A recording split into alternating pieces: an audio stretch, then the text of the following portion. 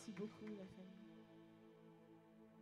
Tu mérites la... Alors, ce matin, j'ai la lourde tâche de nous conduire. Nous pouvons prendre place en la présence de Dieu. Merci beaucoup. J'ai la lourde tâche de nous conduire, en tout cas de délivrer une parole de la part du Seigneur ce matin. Et pendant que je priais, pendant que je demandais à Dieu, où allons-nous, de quoi parlons-nous,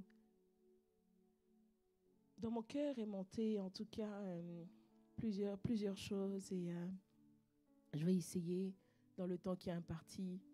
Je sais dans mon fort intérieur qu'aujourd'hui je ne dois pas beaucoup parler et donc on va avancer. J'aimerais avant tout rendre grâce à Dieu et c'est un cœur vraiment plein d'actions de grâce avec lequel je me tiens devant vous aujourd'hui pour ce que Dieu fait dans son œuvre, pour ce que Dieu fait ici en Normandie. Et je rends sincèrement grâce à Dieu. Et je pense que ces dernières semaines nous attestent et nous prouvent que Dieu s'est souvenu de la Normandie. Il est en train de faire une œuvre, bien-aimée. Toi et moi, nous n'en verrons pas la fin, mais nous sommes là pendant que Dieu est en train de commencer. Et nous allons acclamer le Seigneur pour ça. Nous allons bénir Dieu pour ça.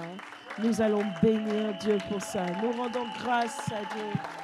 Nous rendons grâce à Dieu. Nous rendons grâce à Dieu. Bien-aimé, le dénouement des choses pour lesquelles on prie arrive. Que quelqu'un dise, ça arrive. J'ai la forte conviction dans mon fort intérieur que 2025 ne s'achèvera pas sans que le Seigneur ait fait apparaître sur nous sa gloire. Je suis totalement convaincue et je disais à Pasteur Mira cette semaine, Pasteur Mira, il y a trop de paroles qui ont été relâchées sur cette église depuis le début de l'année et nous croyons que ces choses, nous allons les saisir par la grâce de Dieu. Elles sont déjà préparées depuis longtemps dans le céleste pour nous, mais nous allons maintenant les saisir et les toucher de nos mains. Que quelqu'un dise Amen, Amen. Tu peux encore acclamer le Seigneur. Alléluia. Amen, amen, amen. Et pendant que nous sommes debout, en tout cas, si tu peux encore te tenir debout pour que nous acclamions le Seigneur pour le Père des Églises, Impact Centre Chrétien. Pour le Père des Églises, Impact Centre Chrétien. Pour l'homme que le Seigneur a déposé sur cette maison, celui à qui a porté ce fardeau, qui a enfanté cette église. Beaucoup ont commencé avant et se sont arrêtés en chemin. Il a rencontré des obstacles, mais il n'a jamais arrêté et il n'a jamais laissé ses piqûres affecter son amour pour le Seigneur. Est-ce que nous pouvons acclamer le Seigneur pour son serviteur? Et Père, entends nos acclamations, que nos acclamations parlent en faveur de ton Fils, en faveur de tout le corps fondateur. Seigneur, nous te rendons grâce pour Pasteur, pour l'apôtre Yvon, pour l'apôtre Yves, pour leurs épouses. Nous te rendons d'excellentes actions de grâce. Nous voyons que tu nous aimes par la qualité des bergers que tu nous as donnés. Et nous voulons simplement te dire merci, Père. Merci pour ce que tu as commencé. Impact Centre Chrétien débute sa marche déjà plus de 20 ans, mais nous commençons maintenant et nous savons que tu n'as pas dit ton dernier mot. Nous honorons ton nom pour la vie de ton serviteur. Fortifie-le, fais-lui du bien là où il est ce matin. Propulse-le encore. Prépare-le pour toutes les choses que tu as prévues enfanter par lui, Seigneur. Et nous savons quand nous le voyons, parce qu'il est notre vue avant impression et avant manifestation. Nous savons que notre histoire s'écrit comme la sienne. Dans le nom de Jésus, nous avons aussi prié et nous disons Amen. Amen, amen, amen. Bien-aimés, portons-les dans nos prières chaque jour. Parce que la vérité, c'est que porter un tel ministère rime avec énormément d'attaques. Énormément. Et depuis quelques semaines, je réalise réellement que nos leaders ont une vraie grâce. Parce que je regarde autour de moi, je pense qu'on peut les compter à peine sur les 5 doigts de la main. Les hommes de Dieu, les serviteurs de Dieu, qui pendant 25 ans sont restés authentiques, mieux en allant de gloire en gloire. On les compte sur les doigts d'une seule main. Il n'y en a pas beaucoup. Il n'y en a pas beaucoup. Et quand je regarde que nous-mêmes, ça fait juste 10 ans que nous sommes là, c'est-à-dire la moitié du temps. La moitié du temps. Mais tu te dis, des fois, tu as envie de dire, est-ce que ça, c'est pas déjà fait, c'est pas déjà refait? Non, il ne se lasse pas. Et il continue de percer, il continue d'ouvrir des brèches, il continue de nous faire voir que c'est possible. Vraiment, nous rendons grâce à Dieu. Portons-les sincèrement dans nos prières, portons-les sincèrement dans nos prières. Alléluia. Amen.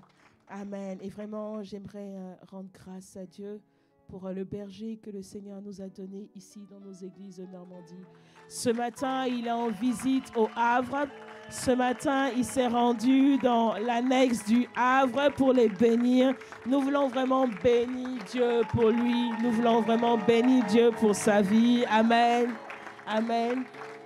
Je pense que je suis certainement de loin sa plus proche collaboratrice. Et je vous avoue que c'est une personne qui m'impressionne. C'est une personne que je continue d'apprendre à connaître. Et je bénis le Seigneur pour le cœur qu'il a, pour le cœur qu'il a pour le ministère. De plus en plus, je réalise qu'il travaille énormément.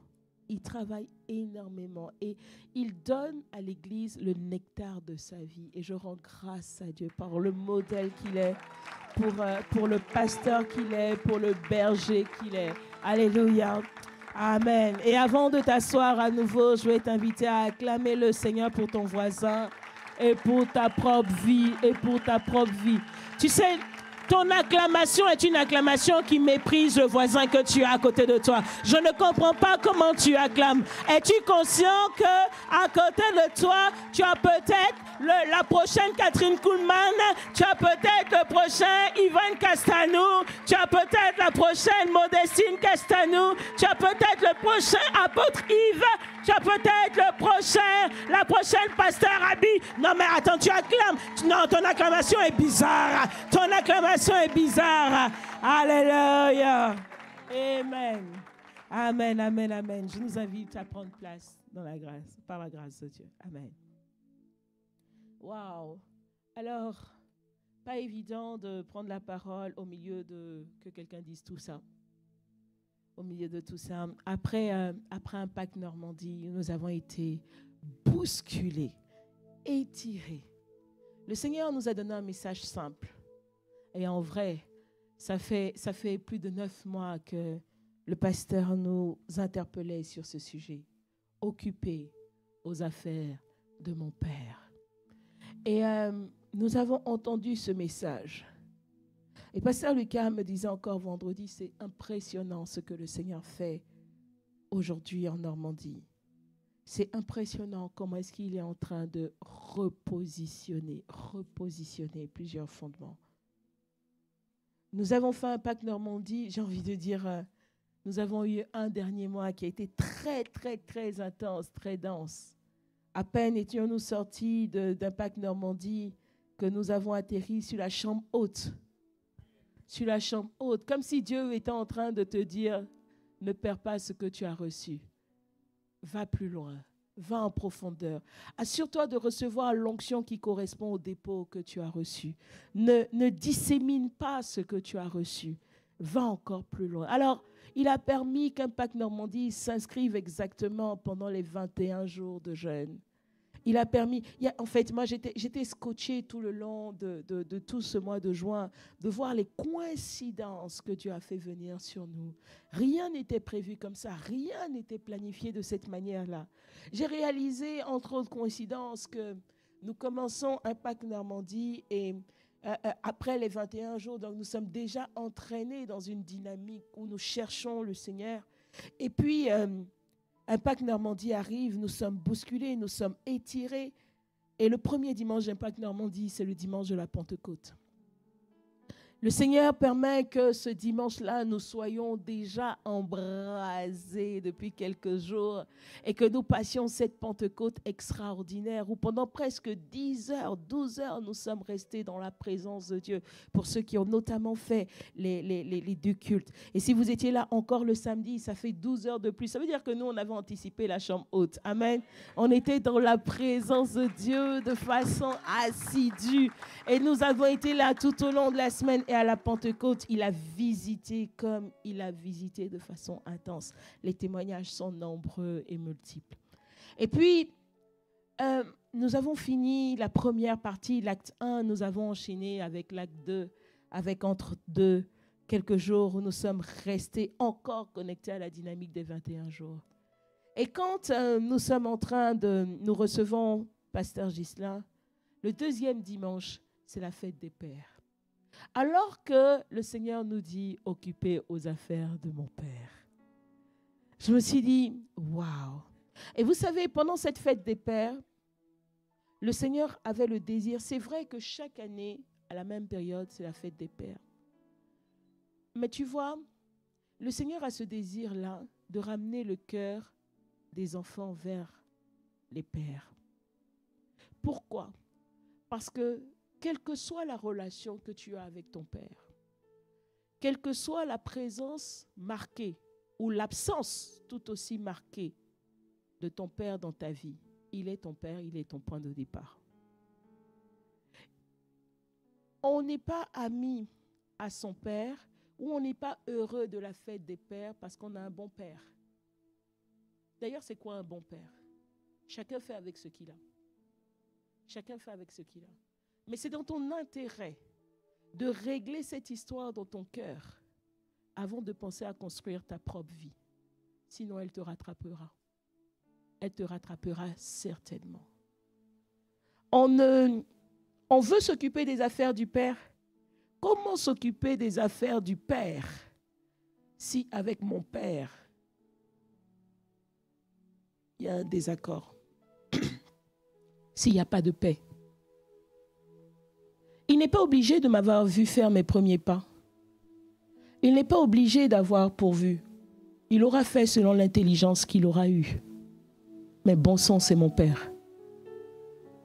Quelqu'un me disait, comment m'occuper des affaires du Père sans connaître mon Père? Alors, quand on parle de Père, on va parler de Père biologique. On va parler aussi de Père spirituel. Mais tu ne peux pas dire que tu sers ton Père, le grand P, sans jamais avoir pris le temps, de résoudre tout ce qui concerne les pères que tu vois. Les pères P-E-R-E. Bon, accent grave si vous voulez. On ne sait jamais parce que quelqu'un va dire ici. Amen. Et j'ai trouvé juste une coïncidence, si tant est qu'on peut le dire. Mais ça m'a rendu énormément, comment dire, respectueuse encore plus de ce que Dieu fait. J'ai réalisé que pas besoin de tout maîtriser, il est au contrôle. Il est au contrôle.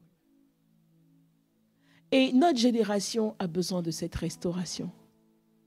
L'Église de Christ aujourd'hui n'est plus aussi forte parce qu'il manque des repères. Il manque des repères. Vous savez, en 2010, j'ai fait une prière au Seigneur parce que à l'époque, nous voulions rentrer en Afrique. Et quand nous voulions rentrer en Afrique, nous voulions particulièrement, en tout cas je voulais et mon mari n'avait pas d'inconvénient à ce qu'on rentre en Côte d'Ivoire. Et quand on en parlait à nos pasteurs, ils nous disaient, mais qu'est-ce que vous voulez aller faire en Côte d'Ivoire? Il n'y aura jamais ICC en Côte d'Ivoire. Et je disais, non, il y aura ICC en Côte d'Ivoire. Et tous, unanimement, pasteur Yvan, pasteur Maud, pasteur Jacques, ils me disaient, arrête tes histoires, il n'y aura pas ICC en Côte d'Ivoire parce qu'il y a pasteur Sanogo. Et tant qu'il y a pasteur Sanogo, l'œuvre est faite en Côte d'Ivoire. Et j'étais convaincue qu'il y aurait eu ICC en Côte d'Ivoire. Et j'ai dit au Seigneur, Mais Seigneur, ils répondent tous, il y a Pasteur Sanogo. Je suis d'accord que Pasteur Sanogo fait une œuvre excellente en Côte d'Ivoire. Et j'ai dit, mais pourquoi tu me mets cette conviction dans le cœur? Et j'ai demandé, Seigneur, pourquoi est-ce que tu me dis fermement qu'il y aura ICC en Côte d'Ivoire? Et le Seigneur m'a dit, parce que voici les cœurs de mes deux serviteurs. Il m'a décrit le cœur de l'apôtre Yvan et il m'a décrit le cœur de l'apôtre Sanogo. Et il m'a dit, ces deux cœurs, j'ai besoin de ces deux cœurs en Côte d'Ivoire.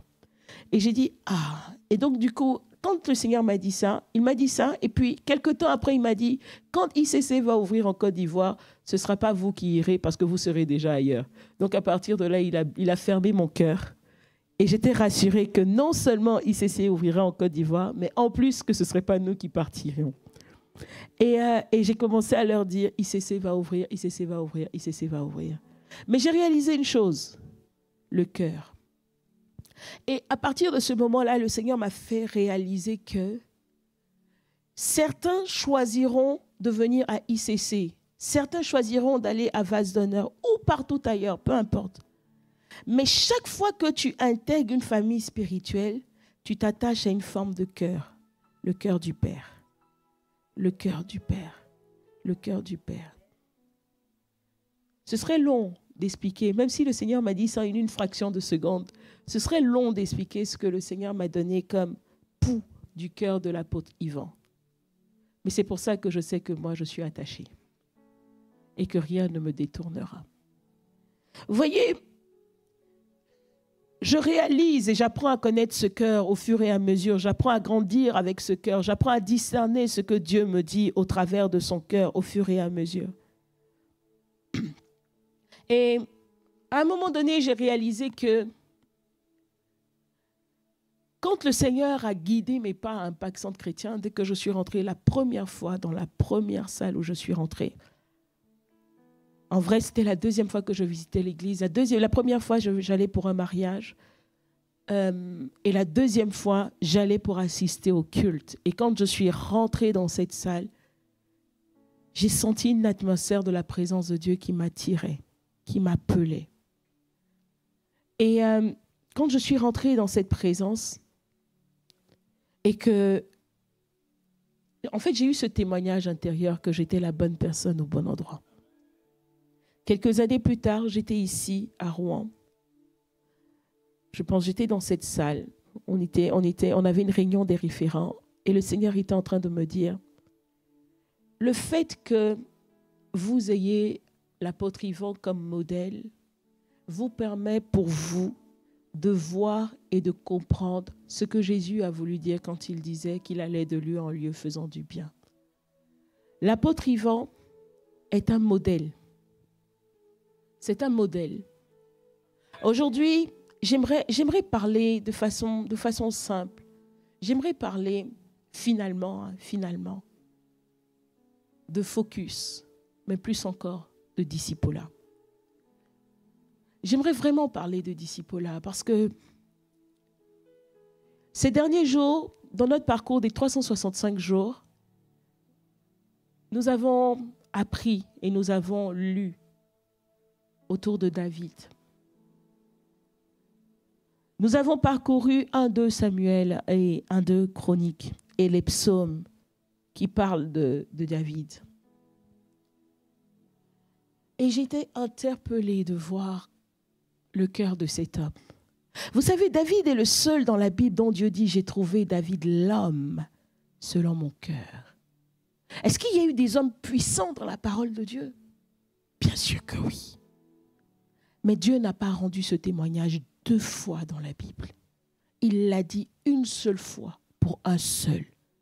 J'ai trouvé David, l'homme selon mon cœur. Quand il dit j'ai trouvé David, l'homme selon mon cœur, je me suis interrogée. Mais qu'entend-il par selon mon cœur? J'ai presque envie de vous donner la parole. Mais je pense que si je fais ça, on oublie qu'on est au culte.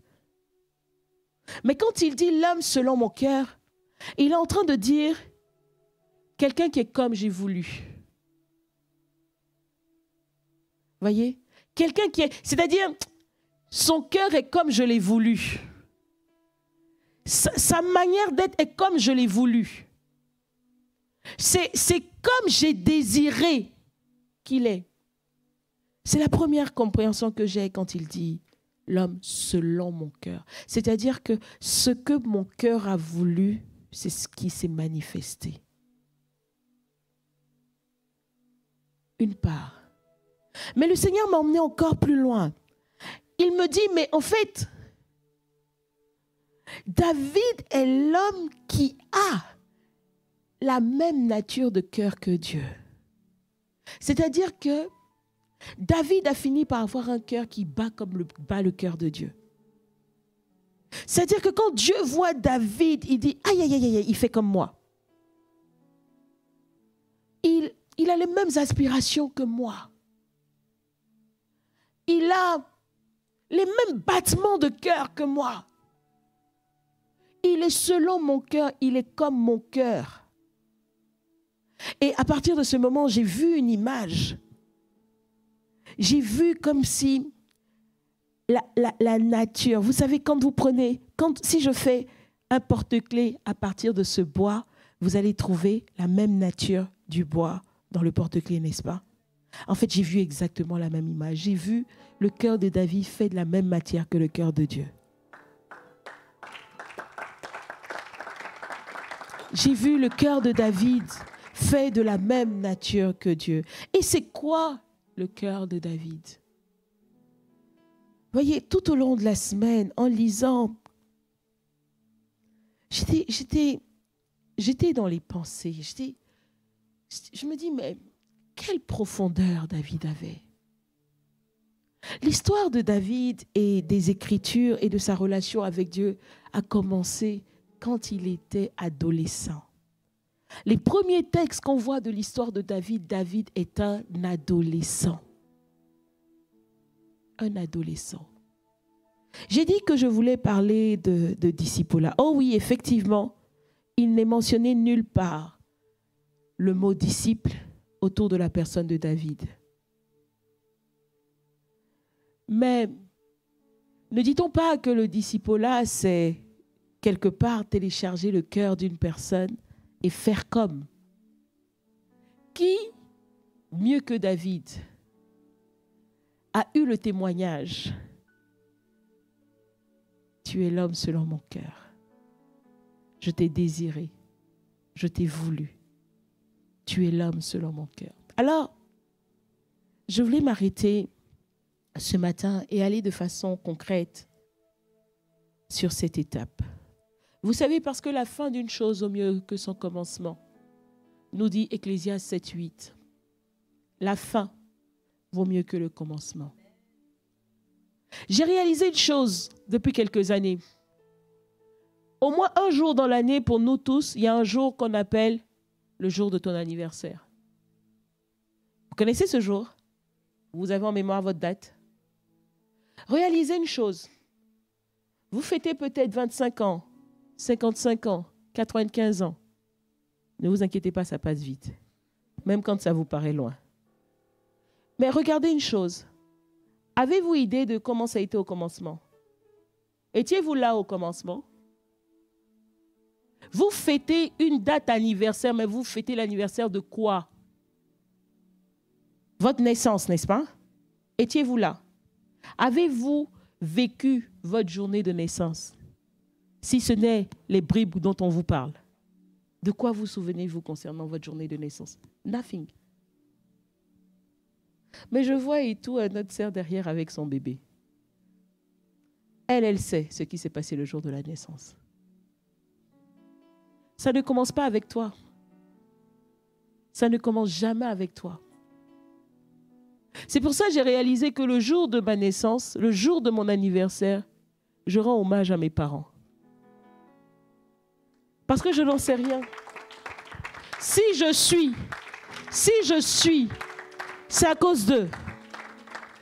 Eux, ils peuvent me raconter tout ce qui s'est passé le jour de ma naissance.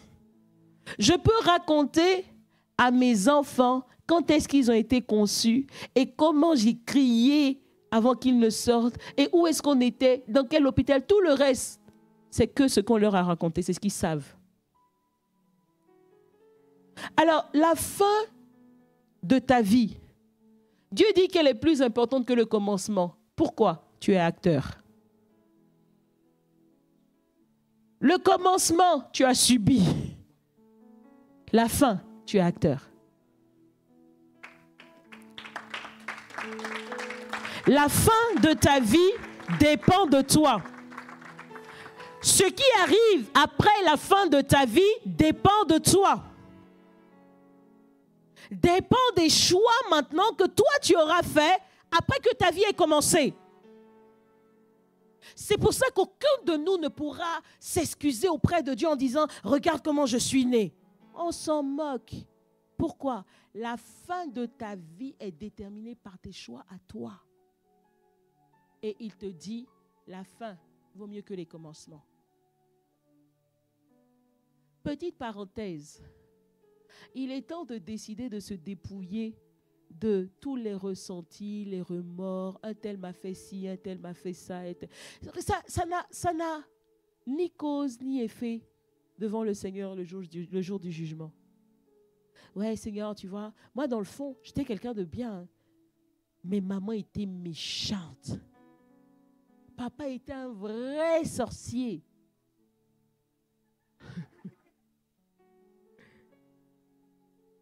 Ça n'a aucun effet. Je ne sais pas si vous avez réalisé que de la Genèse à l'Apocalypse, la seule personne qui intéresse Dieu, c'est toi.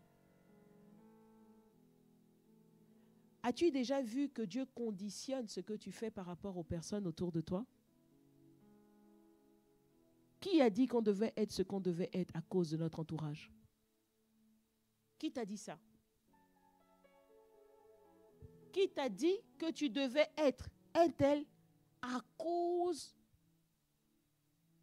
ou du fait de ce que les gens te soient favorables ou défavorables? Jamais. Je ne le vois nulle part dans la Bible. Dieu nous invite à être des personnes qui s'appuient sur lui et qui font de lui leur fondement. Alors je redis que la fin d'une chose vaut mieux que son commencement. L'Ecclésiaste dit, mieux vaut la fin d'une chose que son commencement. Arrête de nous raconter les histoires de ta naissance. Arrête même de nous raconter les choses qui se sont passées hier. Arrête de nous raconter les choses qui se sont passées il y a 10 ans. Vis aujourd'hui. Et prépare cette fin. Le commencement, tu n'as pas choisi à arriver prématuré, surmaturé, dématuré. Tu n'as pas choisi. Par contre, tu choisis comment tu finis ta vie. J'ai vu quelqu'un qui partait et qui disait, moi, quand je pars, je veux que ce soit comme ci, comme ça. D'ailleurs, je ne veux pas voir telle personne à mon enterrement. Je ne veux pas voir telle personne. Au moins, c'est clair. Au moins, c'est clair. Mais purée, la personne a vraiment décidé la fin d'une chose. Hein? Au moins, la fin de son parcours sur Terre. Donc là, tu peux choisir. Parce que la vérité, c'est que si on t'avait demandé le choix du début, imaginez, il y aurait même eu trop d'embouteillages. Tout le monde aurait choisi un certain pays. Tout le monde aurait choisi une certaine nationalité.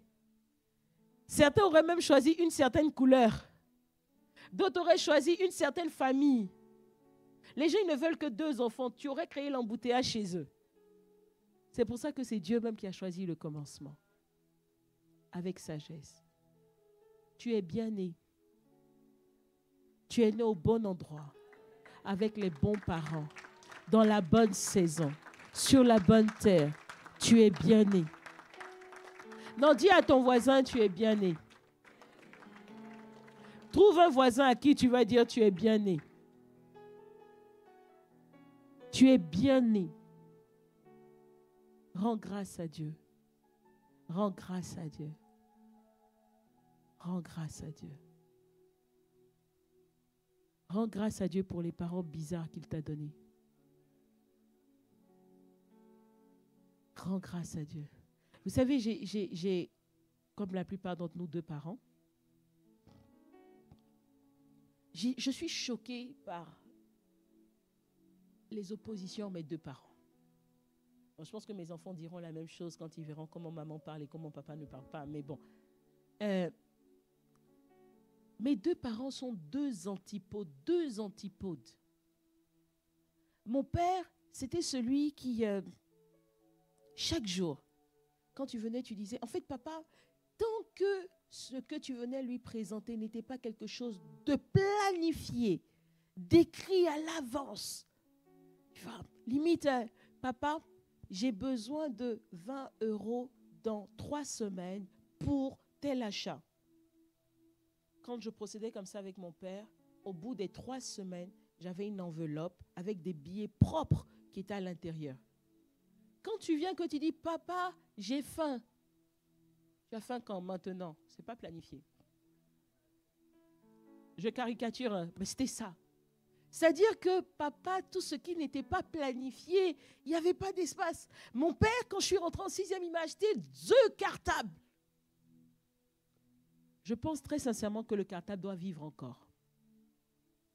Mais tu vois le genre de cartable que tu gardes toute ta vie et que tu peux passer à tes enfants et aux enfants de tes enfants. Voilà, c'est le genre de cartable que mon père m'a pris en 6e.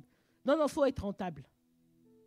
Et quand je prenais le cartable, et ma mère disait, mais c'est une petite fille, elle ne peut pas porter tout le cartable comme ça. Il dit, au moins ça va durer longtemps.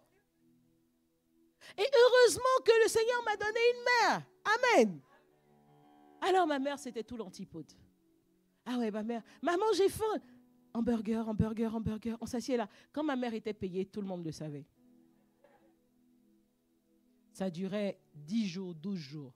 À partir du 12, mais ce qui est sur le 15 du mois, on attendait seulement le salaire du mois prochain. Et je me suis dit, mais Seigneur, comment 2 personnes autant à l'antipode ont pu s'accorder pour faire des enfants? Et par la grâce de Dieu, je crois que cette année, ils fêtaient 40 ans de mariage, mes parents. Cette année, ils fêtaient 40 ans de mariage.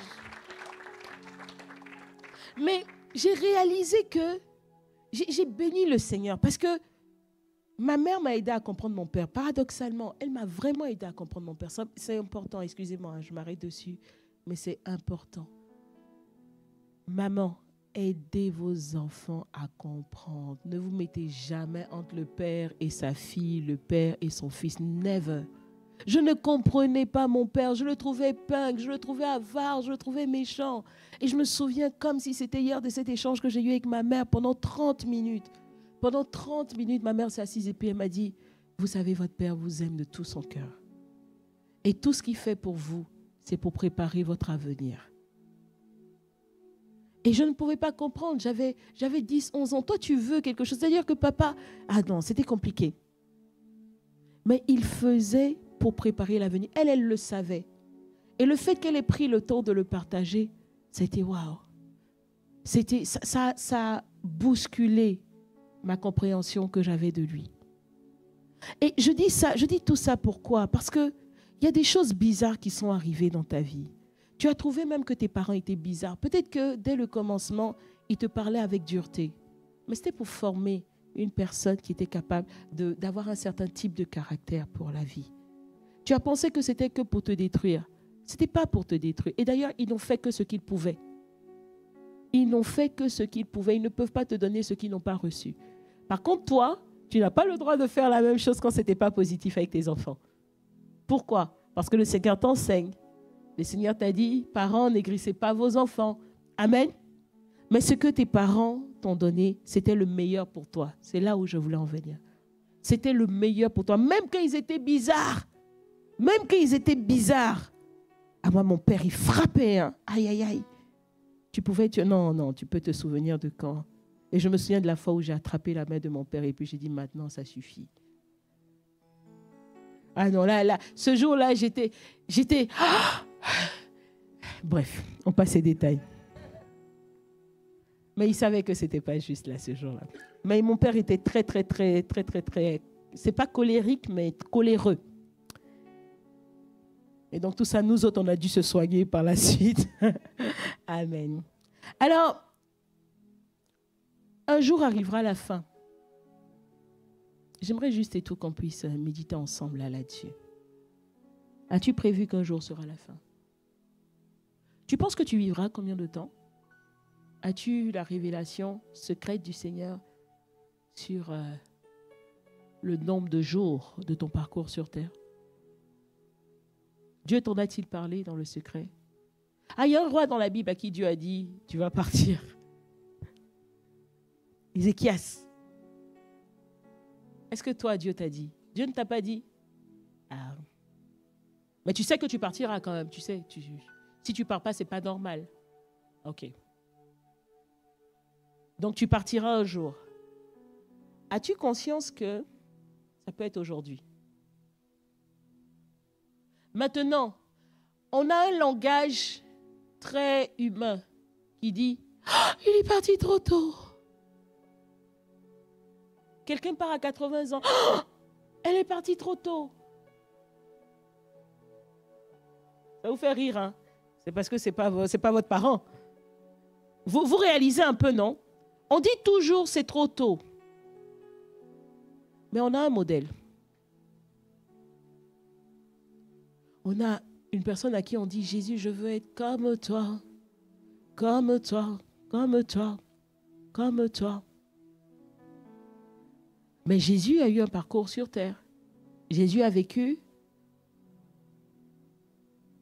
Et quand lui, il est parti, à la fin du parcours, il a dit, tout est accompli.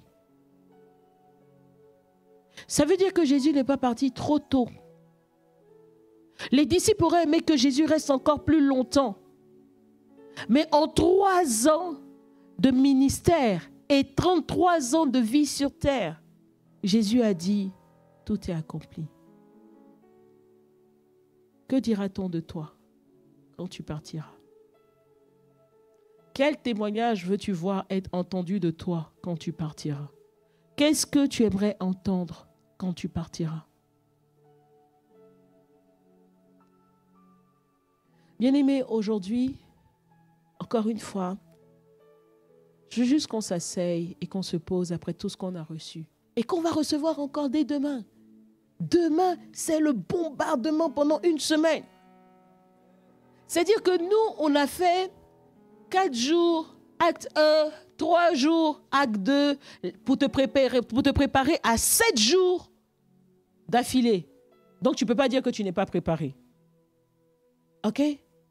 Mais maintenant, si on se pose, si on fait cette petite accalmie de quelques heures,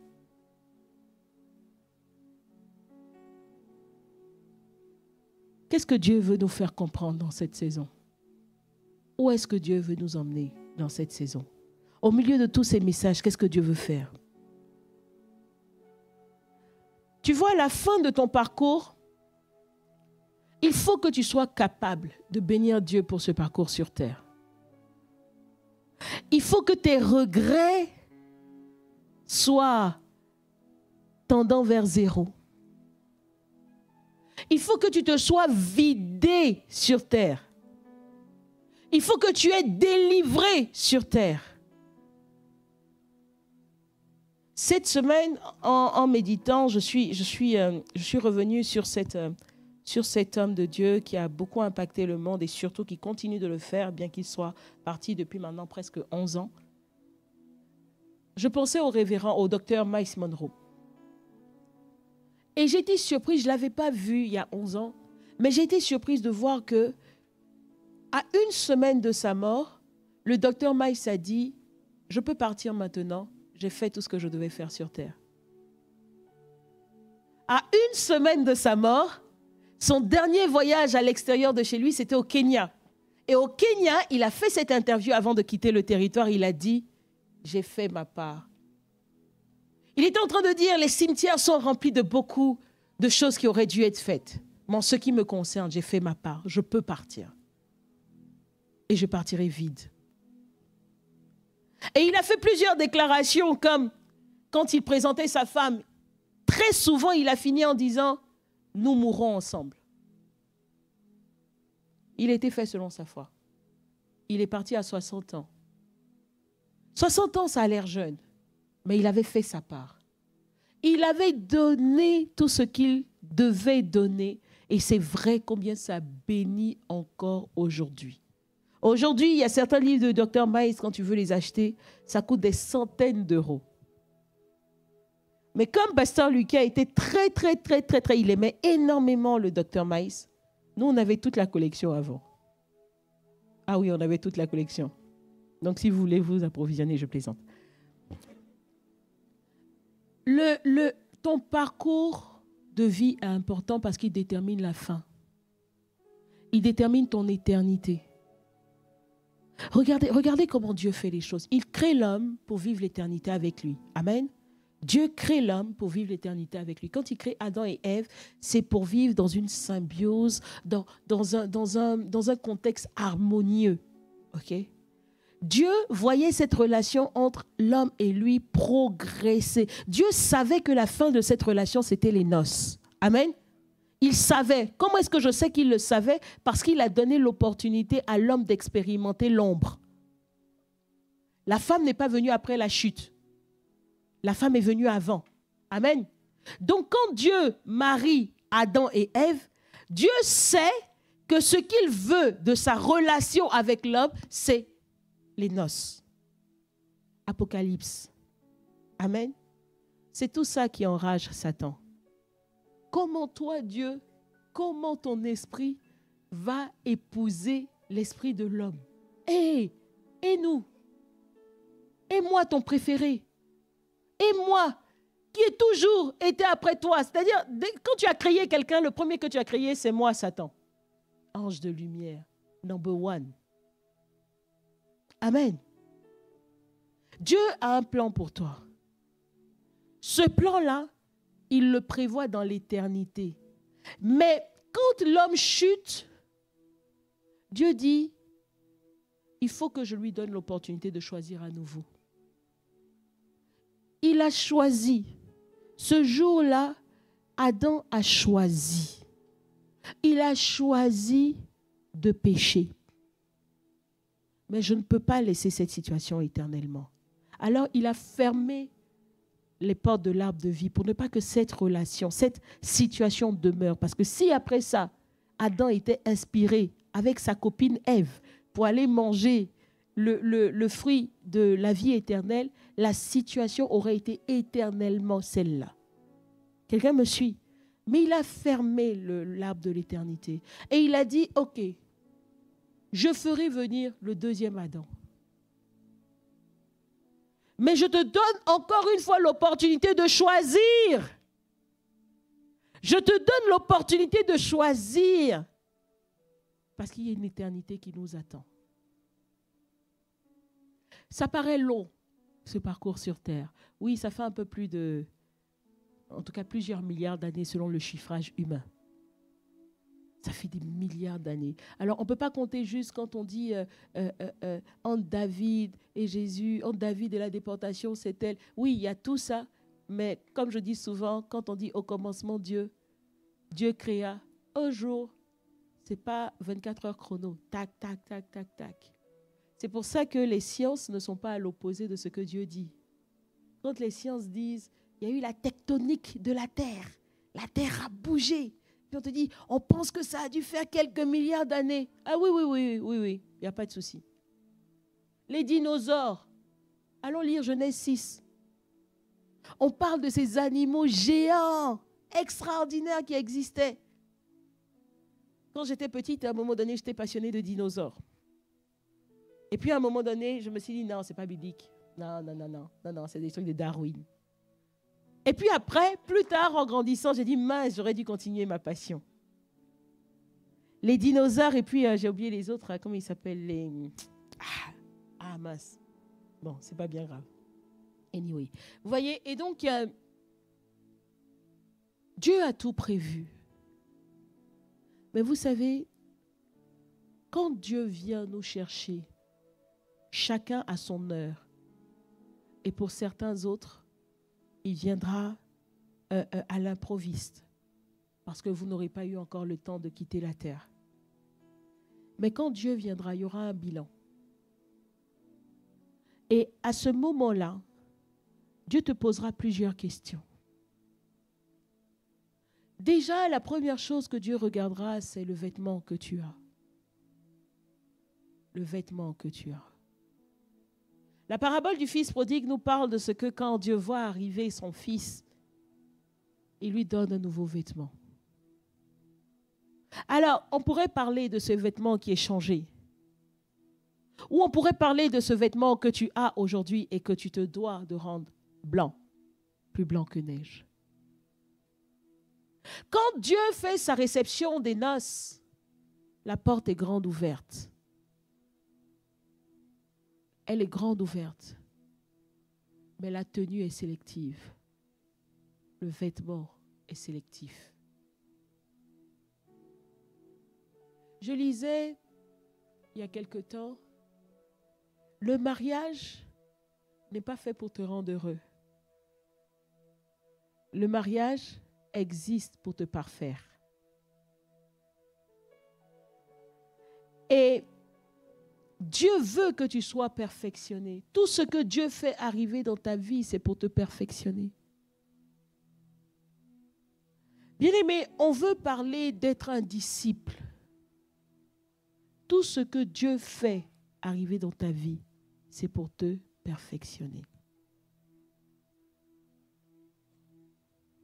Alors peut-être qu'on se dit, c'est pas évident d'être un disciple.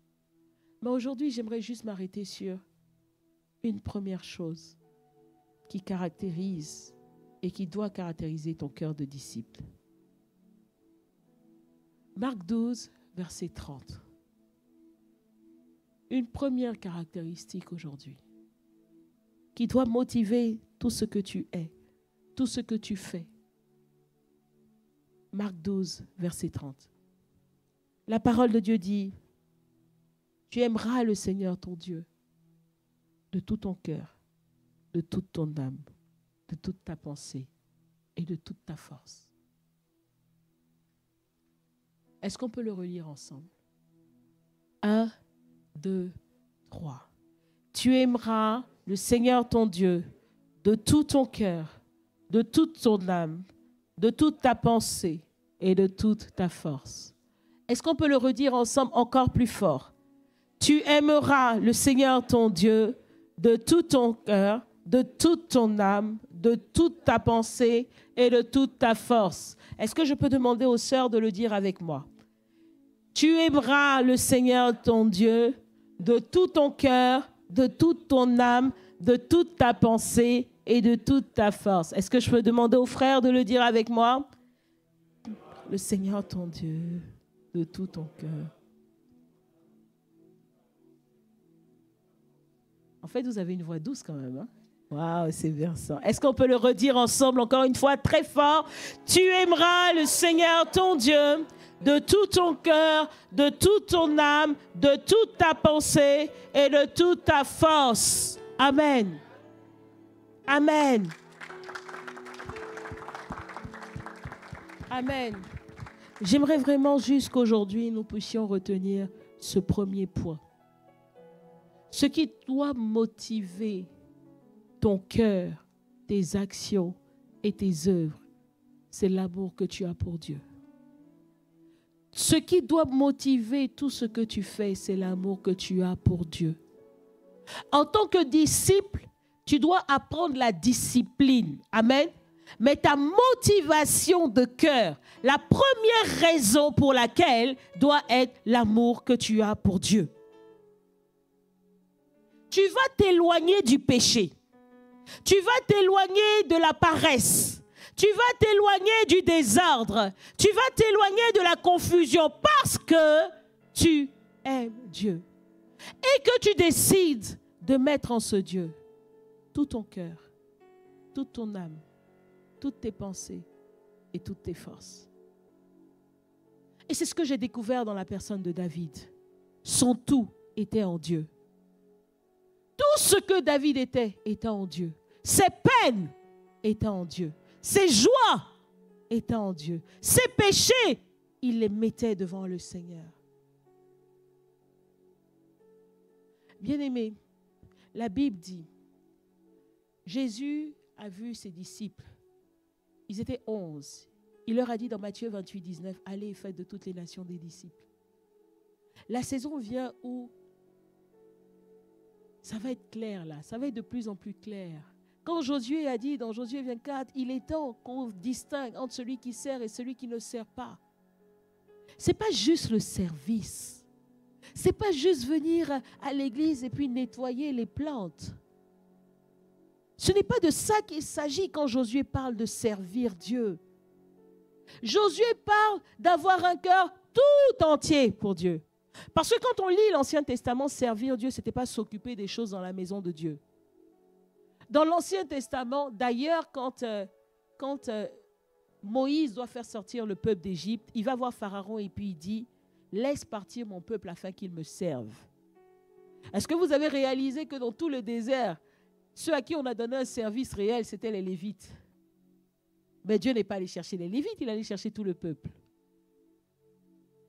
Il voulait un peuple qui l'honore. Il voulait un peuple qui l'adore. Il voulait un peuple qui le révère. Il voulait un peuple qui témoigne de lui. C'est être un disciple. Il voulait un peuple disciple. Et ce que Dieu attend à la fin de ton parcours sur terre, c'est d'être un disciple. Le disciple, c'est exactement celui qui sait entrer dans la joie de son maître parce que ce que Dieu a déposé à l'intérieur de lui, il a fructifié. Je réalise que quand on a conscience que Dieu veut faire des disciples et qu'il veut que ta vie soit un disciple, nous, en tant que bergers d'église, on ne peut plus jouer. On ne peut plus s'amuser avec toi. Arrête de venir prendre les rendez-vous pendant 1 heure pour nous raconter que tu as du mal à te détacher du péché. Un disciple est discipliné, come on. Au moins, il apprend la discipline. Ça ne veut pas dire qu'il ne fait jamais d'erreur. Ça ne veut pas dire qu'il ne fait jamais d'erreur. Mais il ne cajole pas le péché. Péché, bouillou, bouillou, bouillou. Si je te laisse, on fait comment? Tu es avec moi depuis le commencement. Autant que nous continuons ensemble. Pasteur, j'essaie, hein? Pasteur, vraiment, j'essaie. On te dit, vous savez, le salut est personnel. Quelqu'un s'était dit, elle n'a pas dit ça depuis le début, là, c'est pas bon. Non, les amis, le salut est vraiment personnel. Hein? Non, le salut est personnel. C'est-à-dire qu'on a beau être, il y a une expression en Côte d'Ivoire qui dit, les moutons se promènent ensemble, mais ils n'ont pas le même prix. Ça veut dire qu'on peut être là tous ensemble. Mais le jour du jugement, c'est chacun pour soi. N'attrape pas ma robe. Non, le pan du vêtement, ça c'est dans la Bible, c'est Jésus, c'est pendant le parcours sur terre. Mais le jour où on part, tu ne t'accrocheras à personne. Mais moi, je ne pourrais pas dire, oh, cher Marie, cher pasteur, allons ensemble. Il n'y a pas de allons ensemble qui tienne. Le salut est personnel. Alors, prends au sérieux ta vie sur terre. Dieu veut que tu sois un disciple. Il dit, allez et faites de toutes les nations des disciples. Croire, c'est une chose. Mais la question que je me pose, vous voyez, quand on lit la Bible, c'est assez clair. On comprend que à l'époque de Jésus, il y avait les pharisiens. Je vous pose une question. Les pharisiens hériteront-ils du royaume des cieux? Dites-moi. Qu'en pensez-vous? Comment?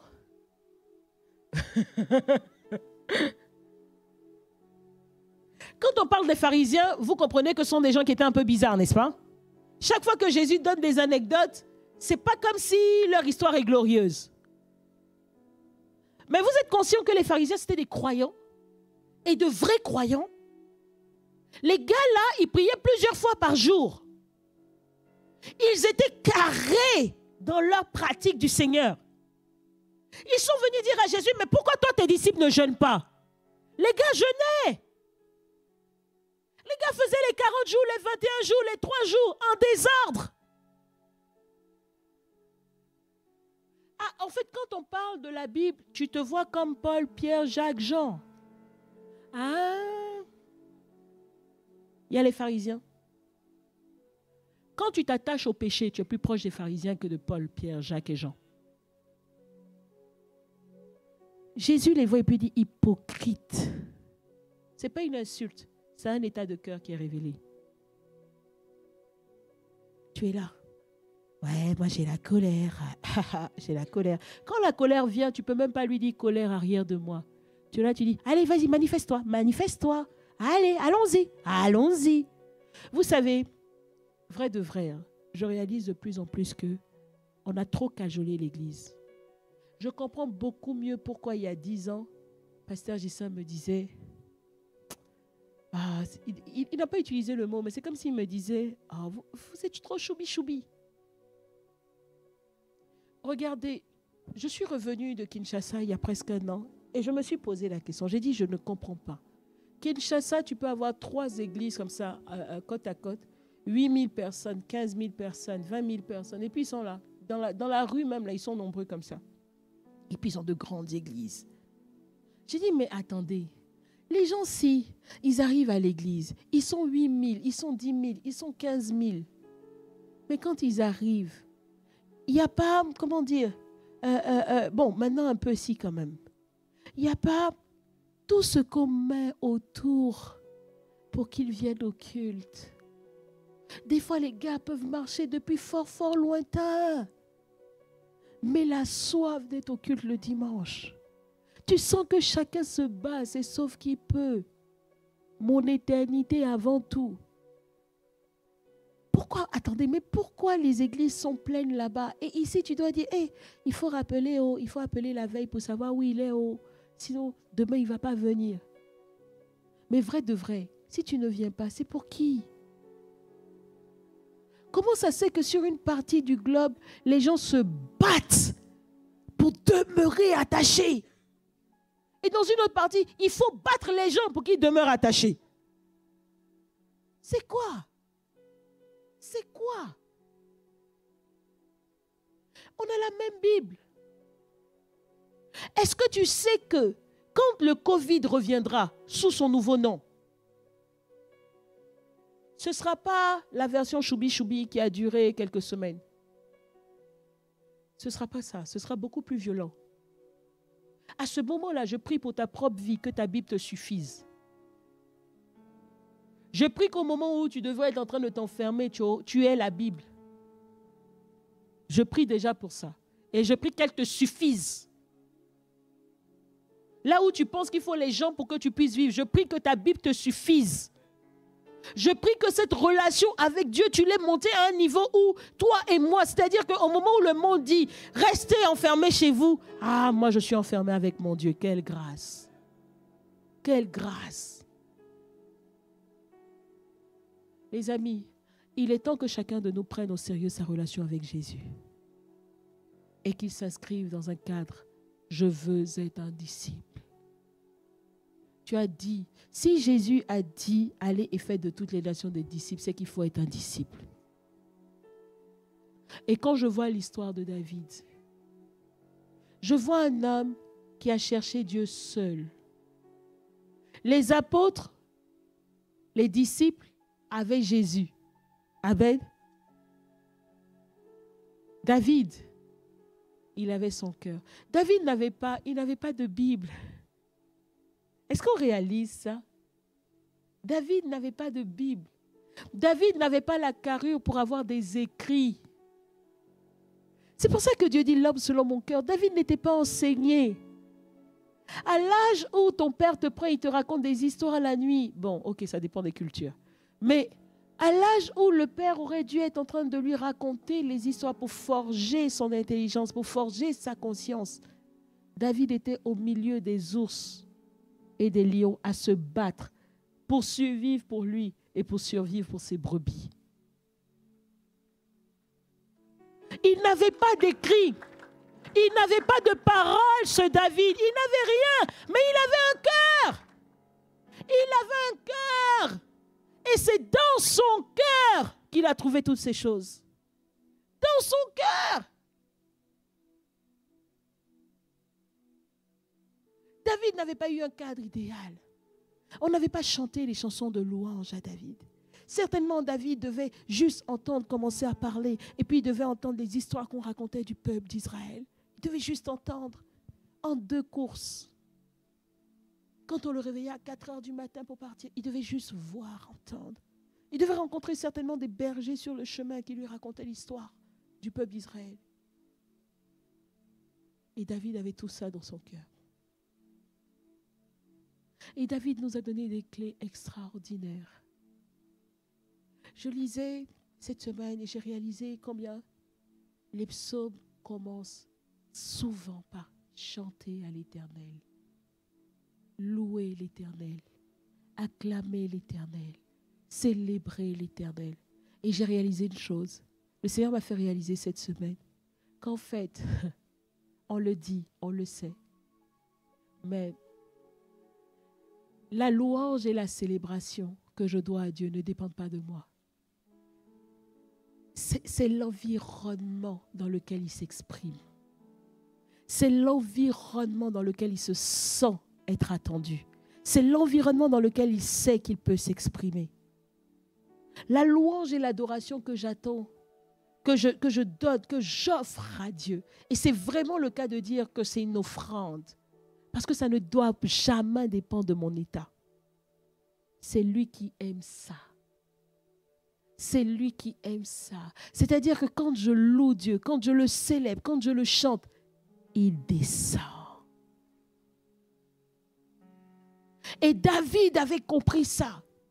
David avait beaucoup de choses à raconter à Dieu. Regardez tous les psaumes qu'il a écrits. Même s'il y a quelque part certains qui ne sont pas de lui, regardez tout ce qu'il a écrit. Toi, tu en as écrit combien? Le jour où tu pars, combien de psaumes de toi on va lire? Psaumes de moi à moi. Mais David n'avait pas d'amis. Tu cherches des amis. Lui, il n'avait pas d'amis. Il n'avait que Dieu. Donc, il écrivait à Dieu. Il écrivait ce dont son cœur était plein. La force de David, c'est que son focus était sur Dieu. Il aimait Dieu plus que tout. Il aimait Dieu plus que tout.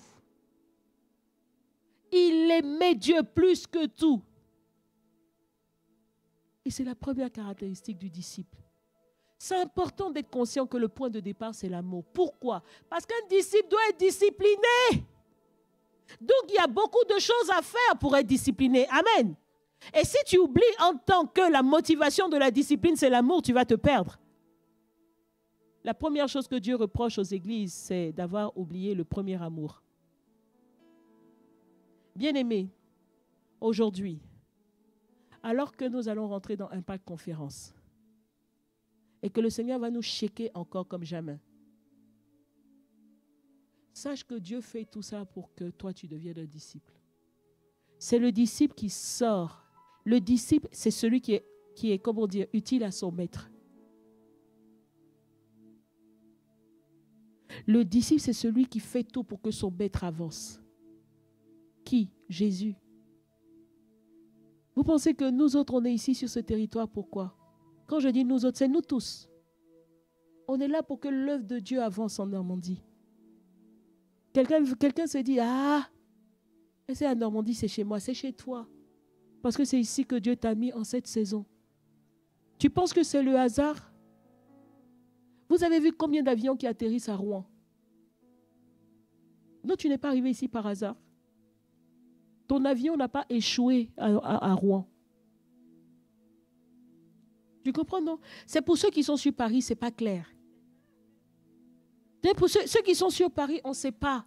On ne sait pas. Peut-être qu'en fait, ils devaient aller à Amiens, mais c'est juste... Et puis, ils ont oublié, ils sont restés. Mais toi qui es arrivé jusqu'à Rouen, ça ne peut pas être le hasard.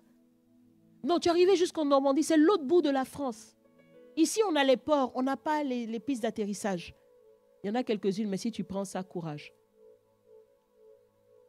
Donc, quand tu es à Rouen, quand tu es en Normandie, ce n'est pas par hasard. Ce n'est pas par hasard. Arrête de nous embrouiller avec le chez moi, chez moi, chez moi. Dieu fera comme il veut. Tu retourneras certainement chez toi. Et encore, qui t'a dit que c'était chez toi? Qui t'a dit que c'était chez toi? À cause de ton accent. C'est pour ça que tu es là sur le territoire depuis 15 ans. Ton accent ne bouge même pas. Hey! Hey! Ah! Arrêtons ça un peu. Depuis on te dit tu parles, on ne comprend pas. Apprends un peu. mais il faut, franchement, c'est Dieu qui t'a mis ici. C'est Dieu qui t'a mis ici. Vous savez, moi, quand je me déplace, même si c'est 3 jours, je dis pendant ces 3 jours, Dieu m'a voulu ici. Je vais prendre quelques mots de vocabulaire. Je vais prendre quelques mots de la culture. Je vais apprendre quelque chose ici. Pourquoi? Ces 3 jours, comme une légère fenêtre, un point dans mon histoire, Dieu m'a voulu là. Bon, toi, ça fait combien de décennies que tu es dans le pays là? Tu n'es même pas intéressé par ce qui se passe. Alors que c'est Dieu qui t'a mis là. Dieu veut que tu le serves là. Dieu veut que quelque chose sorte de toi ici. La Normandie doit se souvenir de ton passage. Il y a des vies qui doivent crier de toi, qui doivent crier pour toi. Le territoire doit crier qu'aurait été ce territoire si tu n'étais pas venu ici. Bien-aimé, tu ne vis pas ta vie pour toi. Arrête un peu. Arrête, tu ne vis pas ta vie pour toi. Tu ne vis pas ta vie pour toi. Le disciple doit être discipliné. Ça veut dire que le disciple devra faire des choix terribles. Quand ton cœur veut aller à gauche, Dieu dit va à droite. Quand ton cœur veut s'acheter l'objet de ses rêves, Dieu dit donne. Pourquoi? Parce que Dieu veut ton cœur. Et Dieu veut t'emmener là où il veut. Donc le disciple va devoir être discipliné. Il faut arrêter. Quand on te dit laisse la colère, laisse. Arrête de nous expliquer pourquoi toi tu ne peux pas laisser la colère. On te dit laisse le mensonge, tu nous expliques pourquoi depuis ton arrière-grand-père le mensonge est dans la famille. On va faire quoi avec? Non, il ne faut plus nous embrouiller dans les entretiens. Non, moi j'ai réalisé qu'on parlait trop. Moi d'abord la première. Hein Carl? On a fait l'exercice toi. Chap. Ça change les vies, non? Grave. Non, c'était l'exercice. Carl, c'est déjà un gars bien. Là, c'est l'acclamation pour Carl. Non, mais sincèrement, les amis, arrêtons de nous embrouiller. La vie dans le Seigneur est simple. Elle est beaucoup plus simple que ce qu'on croit. Elle n'est pas difficile. Quoique, dans les choix qu'on doit faire des fois. Mais vous savez, il n'y a pas meilleure vie que celle que Dieu a prévue pour toi. Et il n'y a pas meilleur épanouissement que celui que Dieu a prévu pour toi. Il n'y a pas de plus grande joie que celle que Dieu te donne parce que tu es en train de faire ce que lui veut. Il n'y a pas de plus grande joie que de partager la joie du Père. Il n'y a pas de plus grande paix que celle que Dieu donne. Il dit, je vous donne ma paix. Je vous laisse ma paix. Tout ce que tu pourras connaître en dehors de ce que Dieu donne sera temporaire et éphémère. Ton épanouissement est dans ta vie de disciple, pas dans ta vie de croyant. Demande aux pharisiens. Est-ce que vous savez que Judas était croyant? Ouais. Mais Judas a été un croyant qui a refusé de discipliner son âme. Il a fini par se suicider. C'est pour ça qu'à un moment donné, il faut qu'on augmente dans notre compréhension des choses. Quand il y aura des choses compliquées sur un frère ou sur une sœur dans l'église, il ne faut pas nous embrouiller en disant « Ah oui, mais pourtant il était des nôtres. » Parce qu'au milieu de nous, il y a les croyants et il y a les disciples. Il y a les croyants et il y a les disciples. Je redis pour atterrir, le disciple n'est pas quelqu'un de parfait. C'est quelqu'un qui a décidé de suivre Jésus, vaille que vaille. Ne regarde pas à « Ouais, mais je tombe encore, mais je tombe encore. » Et j'aime tellement quand Dieu dit « Cette fois le juste tombe, cette fois il le relève. » Toi et moi, quand on a une personne autour de nous qui tombe 2 fois, on l'a quadrillé. Que Dieu nous fasse grâce. Lui, il dit 7 fois. Et il demeure juste. Bien-aimés, nous avons besoin d'être des disciples. Le Seigneur va rajouter encore sa parole. Il va déposer encore sa parole. Mais nous devons être des disciples. Et j'ai réalisé cette semaine, quand le Seigneur m'a mis dans une disposition assez particulière. Et pendant que je lisais la parole, je réalisais que nous devons marquer nos vies. nous devons marquer nos vies de cœur de disciples. Nous devons décider d'être disciplinés. Décide de commencer ta journée par la prière. Décide de commencer ta journée par la méditation. Arrête les excuses de grâce. Arrête les excuses. La parole n'est pas une option. La parole n'est pas un choix anodin. Je vois David qui a confronté des situations bizarres et complexes, mais il est resté aligné à Jésus. Pourquoi? Parce que David puisait sa force dans le Seigneur. Aujourd'hui, on a beaucoup de chrétiens faibles. Mais comme je dis déjà, le mot chrétien est trop mal utilisé aujourd'hui. Les gens ont appelé à Antioche les chrétiens en disant ils sont comme Christ. C'était des disciples qui faisaient comme Christ. Donc en réalité, nous tous ici, là, on devrait s'appeler des croyants à la base. Et maintenant, on devrait avoir des étiquettes sur nos fronts qui disent disciples. Et après, au milieu des disciples, on devrait voir les fruits de quelques-uns à qui on dirait You are Christian. Tu es un petit Christ. Tu es un petit Christ. Croyant, disciple ou chrétien, c'est ton choix. Mais je t'assure, ton épanouissement est dans ce choix. Il y a beaucoup de choses qui viennent en ordre dans ta vie quand tu décides de suivre Jésus. Il y a beaucoup de choses qui te poursuivent, qui vont arrêter de te poursuivre. Pourquoi? Tu as décidé de suivre le Maître. Il y a beaucoup de combats que tu n'auras plus. Pourquoi? Tu es focalisé sur Jésus. Et quand l'ennemi essaiera, il ne te rencontrera pas que toi seul. Il ne rencontrera pas que toi seul. Toute l'armée du ciel se déploiera pour ne pas que tu sois atteint. Pourquoi? Tu es un disciple. Croyant, disciple ou chrétien. Who are you? Qui es-tu? Qui es-tu? Il y a des nations qui doivent sortir de toi. Sur ce territoire, il y a des nations qui doivent sortir de toi. D'ailleurs, je lance un appel. Si tu veux aller conquérir les nations, viens seulement, viens, on va parler un peu. Viens, on va parler un peu. Mais arrête. Arrête le bébéisme spirituel. Mature.